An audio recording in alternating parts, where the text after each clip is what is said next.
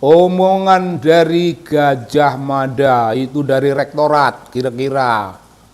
Nah, yang menegaskan ijazah Simul hilang. Lalu Simul lo segera menimpali, ya ijazah saya hilang, ijazah saya hilang. Ini begini Bung, ini begini. Kalau Gajah Mada bicara ijazah mul hilang, itu yang hilang itu dokumentasinya Gajah Mada. Yang hilang dokumentasi milik Gajah Mada. Adapun ijazah di tangan Simul, kalau Gajah Mada hilang di tangan Simul seharusnya tidak perlu hilang, tidak perlu hilang. Di Gajah Mada boleh 1000 kali hilang boleh. Tapi ketika mahasiswa yang sudah ujian itu, yang sudah mendapat gelar sarjana, gelarnya harus jelas. Ini insinyur apa dokter Andes. Simul ini nggak jelas, dulu ngakunya insinyur.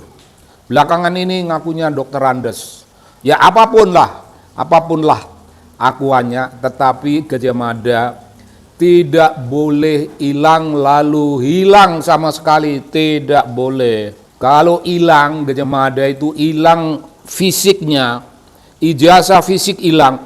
Gajah Mada punya ijazah yang direkam dalam satu dokumen, rekaman belum dicetak, itu mestinya ada. Boleh 1000 kali hilang, tapi jangan hilang yang lain yang ada dalam dokumen. Itu nomor 1 Bung. Nomor 2 itu tadi, yang di Gajah Mada boleh dikatakan hilang, tapi MUL kan punya Bung, MUL punya. Kenapa Gajah Mada dokumennya hilang, MUL juga hilang? Ini kan nggak beres. Jadi di sini Bung, di sini ada terasa sesuatu yang namanya kebohongan. Si MUL itu bohong kepada publik, tapi barangkali Gajah Mada ada unsur bohong. Ntar kita bahas. Perkara Simul dulu yang kita selesaikan. Simul itu sudah diserang orang. Tempo hari sampai orang ada masuk bui gara-gara dianggap melakukan tindakan yang tidak benar. Dianggap melecehkan Simul, dianggap merupakan tindakan tingkah laku yang tidak mengenakan. Itu dianggap fitnah. Nyatanya sekarang bagaimana tiba-tiba Simul ijazahnya hilang. Hilang itu Bung, kita mesti tanggapi. Kalau ijazah hilang itu artinya Simul sebenarnya tidak pernah punya ijazah. Tidak mungkin. Orang kok ijazah hilang, itu tidak mungkin. Masa di fakultas hilang, lalu di tangan Simul juga hilang. Masa hilang serentak? Nah, mari kita cek. Itu urusan rektorat. Kalau rektorat juga menyatakan hilang, itu hilang sontoloyo. Tahu Gajah Mada juga sontoloyo dalam hal ini. Nah, siapa yang sontoloyo? Rektor sontoloyo. Rektor bohong. Terlibat dalam urusan kebohongan publik. Rektor termasuk tipu menipu dalam kepentingan publik. Rektornya siapa? Terserah. Rektor di zaman Simul mungkin sudah diganti oleh rektor baru. Rektor baru yang bertanggung jawab, yang terkena urusan.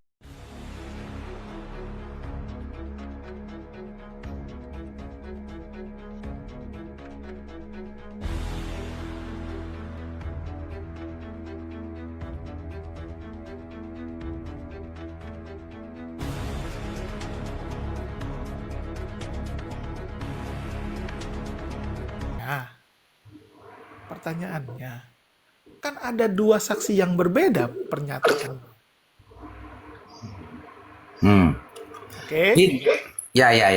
Nah, setelah 2 cerita itu kemudian kita paksakan masuk dalam konteks pembuktian ilmiah atau bagian dari ilmiah yang kita harapkan memunculkan sebuah kebenaran, ya.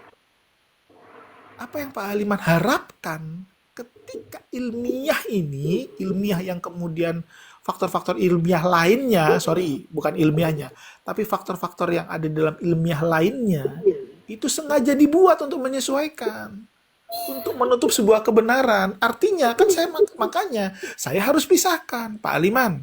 Untuk kasus ini jangan terjebak ya. Pak Aliman harus betul-betul pisahkan antara histori dengan ilmiah. Karena kalau Pak Aliman jadikan satu, sungguh Pak Aliman akan mengatakan secara mutlak dan hakiki bahwa ini tidak ada perdebatan sah dan asli. Saya menghindari itu. Saya kira apa namanya, pengertiannya saja, pemaknaannya saja yang berbeda, pendekatannya sama sebetulnya. Pendekatannya sama, pengertiannya Dalam ilmu sanad, dalam ilmu mustalah hadis, pemberi berita, sumber berita itu juga diverifikasi, diukur kefiqahannya, diukur kedobitannya. Begitu loh, Bal. Kalau yang tadi itu kamu seolah-olah berdiri sendiri kan, faktor atau penunjang-penunjang rekayasa cerita itu seolah-olah itu bisa berdiri sendiri. Tidak, itu pun juga dikuliti kalau mau secara ilmiah, secara utuh. Gitu, Bal. Dalam ilmu penelusuran sejarah. Maka cerita-cerita dongeng itu kalau tidak bisa diverifikasi dan dikonfirmasi menjadi batal karena ada bayinah, ada pembuktian yang lebih jelas di depannya menggugurkan rekayasa cerita itu. Dilebal. Oke, kalau rekayasa sempurna gimana? Waduh, nggak ada ceritanya rekayasa sempurna, Bal. Oh, ada. Rekayasa sempurna itu diciptakan, Pak Aliman, bukan tercipta. Rekayasa kita sepakati ya bahwa rekayasa itu diciptakan ya. Bahwa kebenaran itu tercipta ya. Kita sepakati dulu nih. Enggak. Rekayasa itu jelas Diciptakan. Ya diciptakan untuk menghilangkan yang Tercipta. yang asli. Kebenaran. Iya. Oke. Saya tanya sekarang sama Pak Aliman. Ketika kita bicara soal hal yang tercipta, terjadi itu secara alamiah atau tidak? Kebenaran itu alamiah atau tidak? Rekayasanya itu bagian dari bukti tersendiri tentang rekayasa. Tapi untuk menyembunyikan kebenaran di belakangnya itu tidak bisa ada rekayasa yang sempurna untuk menyembunyikan kebenaran di belakangnya rekayasa itu, Bel. Kita masuk pada tahap selanjutnya itu. Gini, sebenarnya saya sama Pak Aliman sama. Gini, ada muncul suatu masalah, kita perdebatkan. Dari perdebatan itu berangkat dari dua cerita. Satu cerita yang benar, yang tercipta, satu cerita yang diciptakan. Oke, korek di situ. Masuk ke tahap kedua, atau rangkaian dari tahap pertama. Rangkaian berikutnya adalah pembuktian secara ilmiah. Mencari tahu siapa yang ngomong dari cerita satu maupun cerita dua. Bagaimana dia, siapa dia, apa kaitannya dengan yang diceritakan dan lain sebagainya, keabsahannya seperti apa. Oke, kemudian faktor-faktor pendukung lainnya secara ilmiah dibuktikan. Nah, setelah itu di tahap berikutnya ini selesai dan mendukung cerita kedua bahwa ini asli dan sah, masih ada yang tidak percaya. Maka rangkaian yang sudah di tahap ini kemudian ditelaah lagi, rekayasanya ini diuji kembali. Pembuktian ini rekayasa atau memang sebenar-benarnya seperti ini. Kan begitu masuknya. Maka saya sepakat di situ. Artinya akan ada dua tahap. Satu tahap pembuktian awal, kedua tahap penelitian atas pembuktian. Jadi pembuktian yang dilakukan sekarang diteliti lagi. Apakah pembuktian itu murni yang sebenar-benarnya, tercipta bukan diciptakan? Kita nanti teliti lagi, kita membuktikan. Oh, betul ternyata ini sudah tercipta. Maka gugur apa-apa yang diciptakan. Ya, jadi itu clear, Bar. Sekarang ini sedang terjadi peperangan tentang masalah pembuktian. Kerja-kerja ilmiah dari masing-masing yang menciptakan rekayasa atau yang memurni untuk secara ilmiah. Tapi secara prinsip, Bal, begini. Cerita rekayasa itu pasti tidak akan pernah sempurna. Karena tempus dari cerita itu sedang bercerita, tidak akan bisa untuk membalik ke waktu. Dan jejak itu secara otomatis berada sejak cerita itu dimulai. Dan rekayasa itu tidak akan pernah mampu untuk menembus waktu ke jejak cerita yang sebelumnya. Itu prinsipnya aja, Bal. Itu prinsip saya juga. Makanya saya katakan tadi, UGM ini tidak kemudian secara teliti. Kenapa? Karena dalam pertimbangan dia, nggak mungkin lah ini menjadi satu persoalan. Problemnya paradigmamu itu justru meyakini ada rekayasa yang sempurna. Itu yang saya bantah. Kamu itu tadi Karena segala menyimpulkan instrumennya mendukung itu, Pak Aliman. ada rekayasa yang sempurna, itu yang sedang saya bantah. Lalu Ketika instrumennya mendukung itu, lalu ketika kamu menyimpulkan ada sebuah dua kategorisasi pendekatan ilmiah dengan pendekatan historis gitu kan. Ini ya sebetulnya paradigma ini yang penting untuk kita urai. Dan resonansi yang kamu sampaikan. Satu putaran terakhir, saya membandingkan kasus serupa tapi tak sama. Pak Aliman ingat kasus Sambo? Kasus Sambo ingat? Awalnya apa cerita yang dibuat? Ya itu justru itu menunjukkan bahwa rekayasa tidak sempurna itu tidak akan pernah terjadi, bro. Ya, saya kata enggak, gini aja, sederhana aja. Cerita yang dibuat pertama adalah terjadi tembak menembak. Ya. Cerita yang kedua adalah karena adanya percobaan pemerkosaan. Ya. Oke. Itu yang diceritakan, itu yang diciptakan. Yang tercipta yang sebenarnya adalah ketika si Joshua ini betul-betul ditembak tanpa ada perlawanan. Oke? Tapi kenapa harus ada cerita yang diciptakan? Kan untuk menutupi kebenaran. Ya. Siapa instrumen yang melakukan ini? Itu dari mulai atas sampai bawah melakukan itu. Polseknya, Kapolresnya, Propamnya, semua.